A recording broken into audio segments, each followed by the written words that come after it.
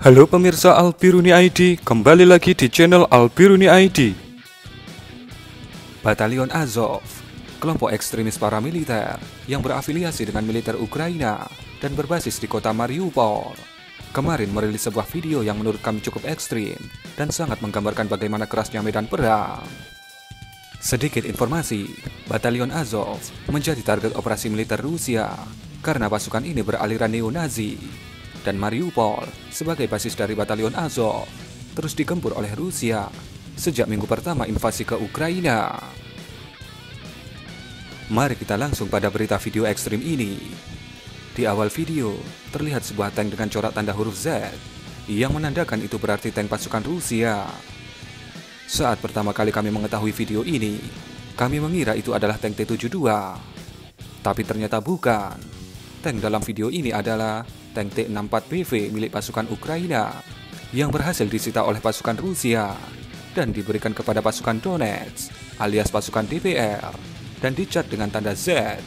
Jadi yang ada di dalam tank itu adalah pasukan DPR. Drone terlihat terus mengikuti pergerakan tank ini, seakan telah dipersiapkan untuk memfilmkan kehancuran tank ini ketika memasuki area penuh dengan pasukan Batalion Azov.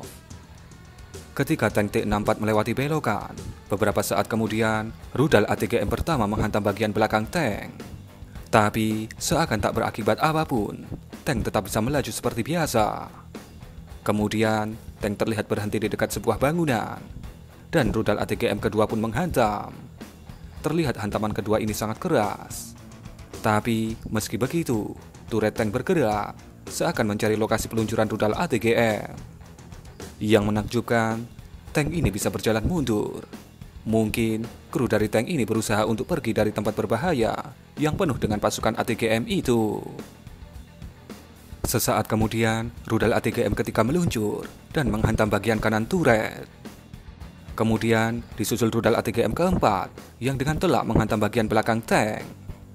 Asap pun membumbung menutupi pandangan drone terhadap tank T-64 itu.